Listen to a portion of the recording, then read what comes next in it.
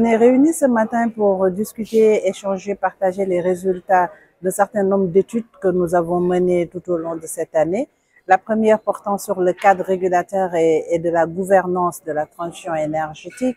La deuxième portant sur une recherche inter- et pluridisciplinaire que nous avons fait en partenariat avec l'Université Alioune Diop de Bambey pour voir quelle est aujourd'hui, dans une approche intégrée, la perception qu'on devrait avoir, en tout cas le modèle qu'on devrait avoir quand on parle de transition énergétique en tenant en compte de la perspective économique, de la perspective des sciences de gestion, de la perspective juridique un peu et de la perspective des scientifiques. Avoir tous ces experts autour de la même thématique, pas que chaque expert se met à chercher par rapport à sa filière, mais vraiment qu'ils se mettent ensemble.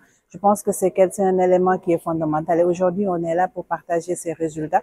Malheureusement, on devait partager une troisième étude, mais le consultant est souffrant, donc il n'a pas pu venir.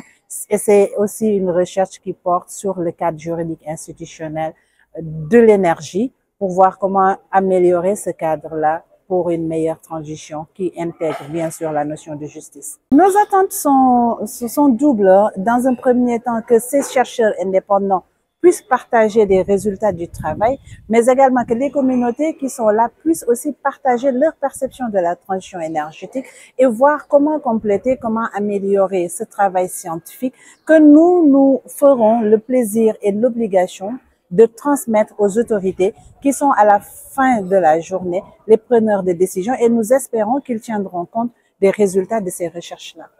Vous savez, aujourd'hui, le droit est en train de se positionner dans tout ce qui est en train de se discuter, de se négocier au niveau national, au niveau international. Si vous prenez les changements climatiques qui sont beaucoup plus englobants, aujourd'hui, on parle de plus en plus des approches basées sur le droit.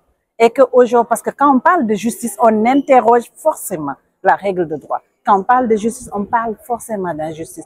Et nous ne voudrons pas que la transition écologique ou que la transition énergétique vienne encore creuser ces inégalités ou ces injustices-là. C'est pourquoi nous pensons que dans ces approches, que ce soit la transition énergétique ou la transition écologique, il faudra forcément donner une place centrale au droit et à la justice. Deuxième objectif pour moi, et la Fondation Heinrich Böll œuvre pour cela, c'est de démocratiser un débat qui est très souvent aperçu comme un débat trop technique.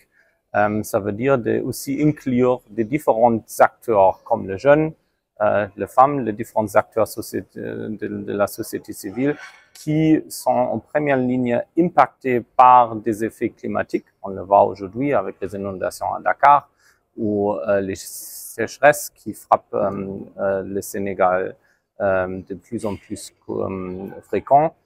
Donc, de vraiment montrer que la transition énergétique, c'est pas seulement un débat politique technique, mais c'est quelque chose qui concerne tout le monde et on veut aussi impliquer tout le monde dans ce débat-là. Vous savez, le Sénégal a signé un accord qui s'appelle JETP, c'est un partenariat pour une transition juste et équitable l'année dernière. Où la communauté internationale, certains bailleurs vont mettre à disposition 2,5 milliards d'euros pour le Sénégal. Et c'est maintenant, je dirais, les défis des différents acteurs sénégalais de définir comment ces fonds-là vont être dispensés et dépensés pour les communautés. À mon avis, ce qui est déjà très important, ce sont les différents objectifs de développement. Ça veut dire améliorer l'accès à l'électricité au Sénégal, créer plus d'emplois pour les Sénégalais, mais aussi donner des fonds pour des mesures qui permettent à mitiger les effets des changements climatiques qu'on vit chaque jour aujourd'hui. Merci.